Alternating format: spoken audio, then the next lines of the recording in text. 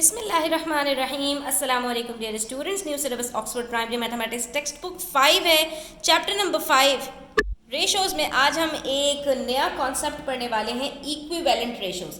Equivalent का जो नाम है ना बच्चों, उसको आपने याद रखना है इक्वल, यानी दो ऐसे रेशोज़ आपको मिल जाएं जो आपस में बिल्कुल इक्वल हों। यानी फॉर एग्जांपल मैंने यहाँ पर लिखा 2:3, तो मुझे इसका एक इक्वल रेशो चाहिए।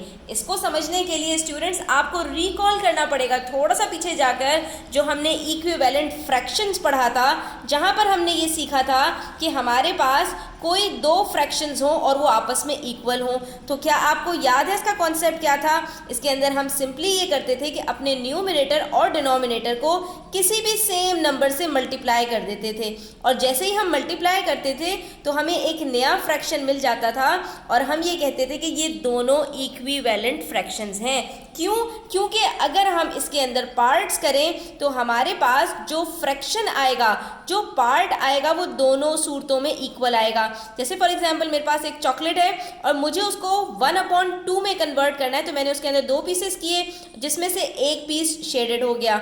इसी तरह से अगर सेम चॉकलेट है, इसमें मैं 6 पीसेस कर दूं, 3 दोनों तरफ आ जाएंगे, तो इसमें से भी मेरे पास जो हाफ आएगा उसमें कितने आएंगे? उसमें 3 पीसेस आएंगे। तो ये भी मेरे पास क्या हो गया? 3/6 बिल्कुल इक्विवेलेंट है 1/2 के।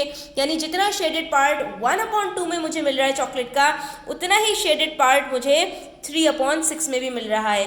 ऐसे दो फ्रैक्शंस को हम इक्विवेलेंट फ्रैक्शंस कहते थे। सेम यही चीज़ बच्चों अगर हम हॉरिजॉन्टल वे में लिख दें और इसको हम फ्रैक्शन से रेशोज़ बना दें, तो इसको हम इक्विवेलेंट फ्रैक्शन के बजाय इक्विवेलेंट रेशो कहते हैं। यहाँ पर भी हमने करना यही होता है कि हमारे पास जो नंबर ऑफ़ यूनिट्स दिए हुए होते हैं, हमने उसको किसी भी सेम नंबर से मल्टीप्लाई कर देना होता है। फॉर एग्जांपल मेरे पास यहाँ पर 2:3 दिया हुआ है, मैंने दोनों को उठाकर एक सेम नंबर से मल्टीप्लाई किया, यानी 3 से मल्टीप्लाई किया, तो मेरे पास आंसर क्या आएगा? 2 3s are 6 और 3 3s are 9। तो मेरा नया रेशो हो जाएगा 6:9। इसका मतलब क्या हुआ? मेरे पास 2:3 इक्विवेलेंट है 6:9 के। यानी कि अगर मेरे पास कोई एक चीज़ है और उसके अंदर मैं ग्रुपिंग करती हूँ, उसको यूनिट्स में डिवाइड करती हूँ, तो यहाँ पर मेरे पास टोटल कितने यूनिट्स हैं स्टूडेंट्स?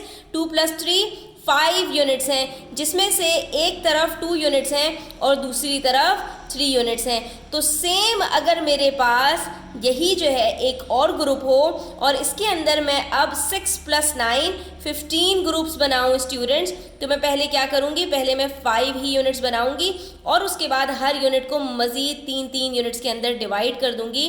तो इस तरह मेरे पास टोटल जो बन जाएंगे वो 15 यूनिट्स बन जाएंगे, और जिसमें से मेरे पास एक तरफ कितने यूनिट्स होंगे?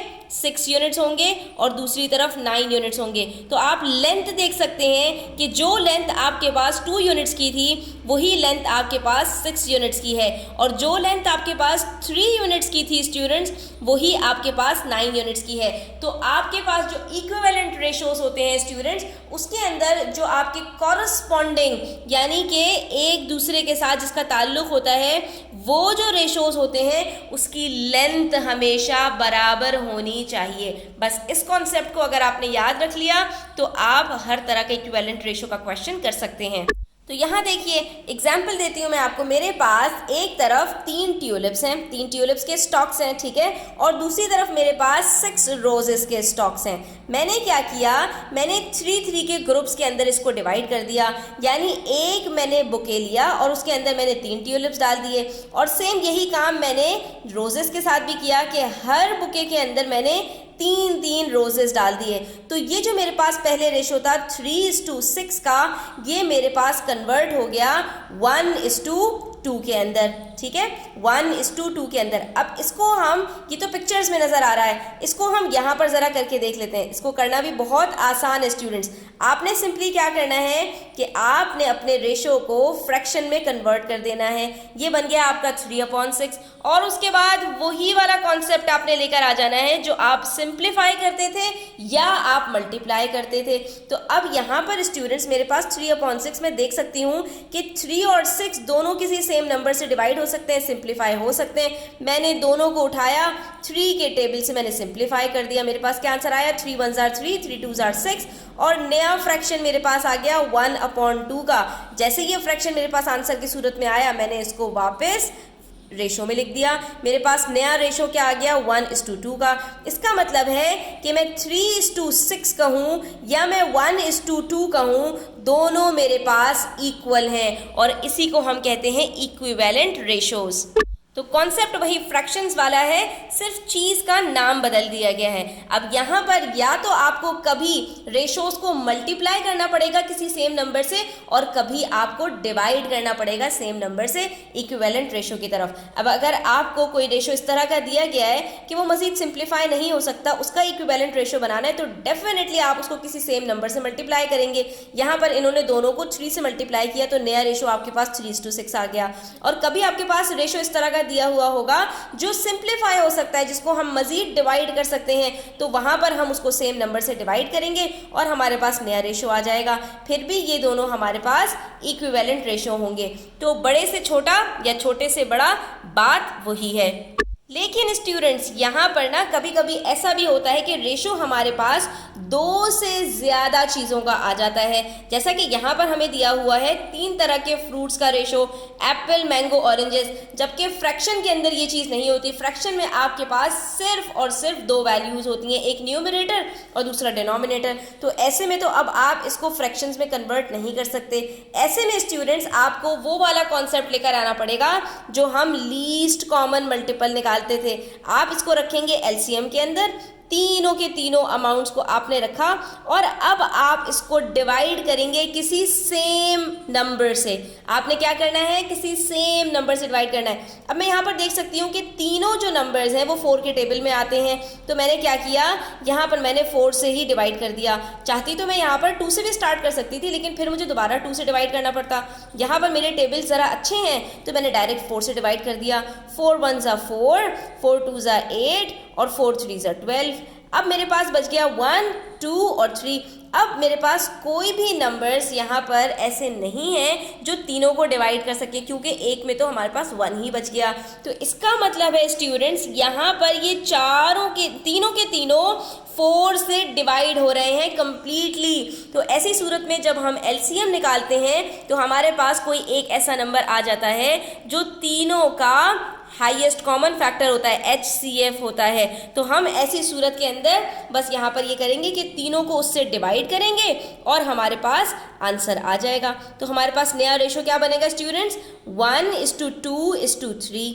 ठीक है, यहाँ पर हमने जो ये हमारा डिवाइजर होता है इससे हम डिवाइड करेंगे तीनों को और जो हमारे पास आखिर में आंसर्स बच रहे हैं वो हमारा नया रेशो हो जाएगा। तो इस तरह के नंबर्स का जहाँ पर 2 से ज़्यादा आपके पास यूनिट्स दिए हुए हों तो ऐसे में आपने अपने रेशो को एलसीएम के थ्रू कैलकुलेट करना है। अगर कॉन्सेप्ट क्लियर हो गया स्टूडेंट्स, तो अब आपके लिए एक मज़े का क्वेश्चन आएगा जिसके अंदर आपके पास 2 रेशोज दिए होंगे जो कि इक्विवेलेंट होंगे और उसमें से कोई एक आध नंबर आपके पास मिसिंग हो जाएगा। तो ऐसी सूरत में स्टूडेंट्स आपने करना सिर्फ इतना है कि आपने दोनों रेशोज में देखना है कि नंबर ऑफ यूनिट्स दोनों में किसके मौजूद हैं और आपने वहाँ से अपना जो है वो आंसर निकालना है। अब यहाँ पर मैं देख सकती हूँ कि मेरे पास पहला रेशो 3:7 है और दूसरा रेशो के अंदर पहला वाला यूनिट गायब है और दूसरा यूनिट मौजूद है। तो अब दोनों रेशोज के अंदर अगर मैं देखूं तो मेरे पास जो सेकंड यूनिट है वो दोनों में मौजूद है। अब इसके अंदर हम ये देखेंगे कि क्या रिलेशनशिप है। 7 और 14 के अंदर 7 से ग्रेटर है 14 और 7 के टेबल में भी आता है।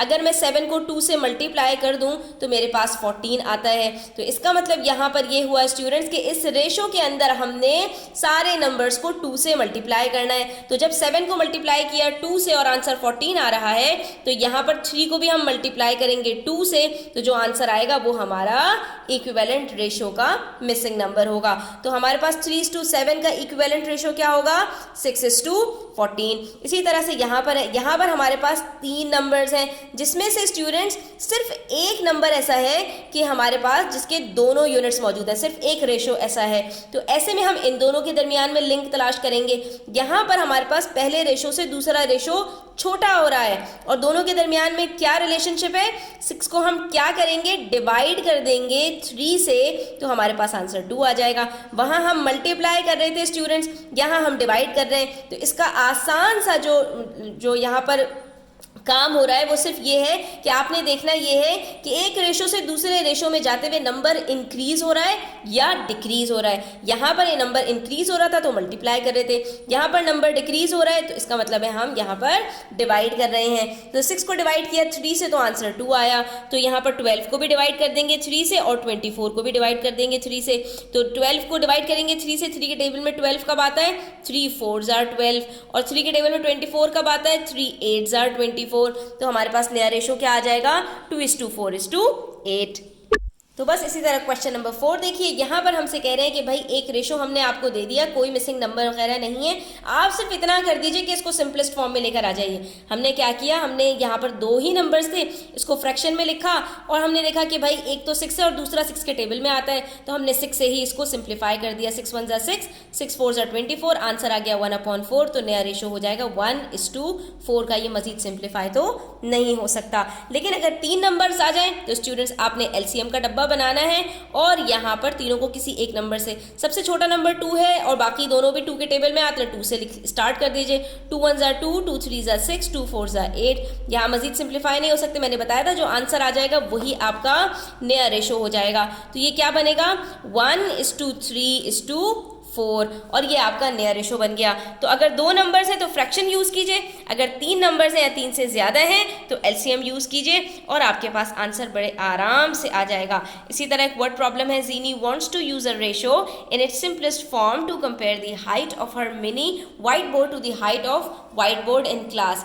अब जीनी जो है रेशो निकालना चाहती है, उसके पास 2 जो है वो व्हाइट बोर्ड्स हैं। एक व्हाइट बोर्ड क्लास के अंदर लगा हुआ है जिसकी लेंथ क्या है, 1 मीटर है, और दूसरा जो व्हाइट बोर्ड है उसका वो सिर्फ 20 सेंटीमीटर का है, बहुत ही छोटा है, जो उसके पर्सनल यूज़ के लिए है। तो अब आपसे पूछ रहे हैं कि यहाँ पर आपको रेशो निकालना है दोनों हाइट्स का, तो आप किस तरह से निकालेंगे स्टूडेंट्स। अब यहाँ पर आपको पहले वाली जो वैल्यू है वो कौन सी रखनी है, the ratio of the height of her mini white board, जो उसका मिनी व्हाइट बोर्ड है पहले आपने उसको रखना है। तो यहाँ पर वो क्या है, 20, और दूसरा आपके पास जो व्हाइट बोर्ड इन क्लास है वो कितना है, 1 मीटर। तो यहाँ पर तो इन्होंने 100 लिख दिया। तो स्टूडेंट्स यहाँ पर आपको इस चीज़ का ध्यान रखना है, जब आप रेशोज निकालेंगे तो आपके पास जो लेंथ दी हुई है वो हमेशा सेम यूनिट में होनी चाहिए। यहाँ पर दोनों के यूनिट्स डिफरेंट हैं, एक सेंटीमीटर में है दूसरा मीटर में है। अब आपको ये पता होना चाहिए कि 1 मीटर बराबर होता है 100 सेंटीमीटर के। तो हमने क्या किया, हमने कहा भाई यहाँ पर हम सेंटीमीटर को मीटर में कन्वर्ट करने के बजाय मीटर को सेंटीमीटर में चेंज कर देते हैं। तो 1 मीटर बराबर होता है 100 सेंटीमीटर के। तो अब यहाँ पर मेरे पास दोनों लेंथ सेंटीमीटर में आ गई, एक 20 सेंटीमीटर और दूसरी 100 सेंटीमीटर। तो अब रेशो जो होगा मेरा लाइक विद लाइक होगा, सही से निकलेगा। तो अब ये मेरे पास आ गया 20:100 का रेशो। इसको मुझे सिंप्लीफाई करना है। तो स्टूडेंट्स क्या है, 0 और 0 कट हो गए। क्यों, क्योंकि यहाँ पर आप ये देख लीजिए 20/100 जब आप करेंगे तो जब भी ऊपर नीचे जीरोस होते हैं तो वो कट हो जाते हैं, लेकिन एक ही एक जीरो था, तो ये क्या बच गया, 2/10। अब इसको सिंप्लीफाई कीजिए, 2 1s are 2, 2 5s are 10, तो ये क्या बच गया, 1/5। रेशो आ जाएगा 1:5 का। ठीक है स्टूडेंट्स, तो इस तरह से आपने रेशो अपना कैलकुलेट कर लेना है। इंशाल्लाह नेक्स्ट वीडियो के अंदर हम प्रैक्टिस क्वेश्चन सॉल्व करेंगे। तो वीडियो एंड तक देखने का बहुत शुक्रिया। अच्छी लगी हो तो लाइक कीजिएगा, अपने फ्रेंड्स के साथ शेयर कीजिएगा, चैनल सब्सक्राइब करते जाइएगा। अपना ख्याल रखिएगा। अल्लाह हाफिज़।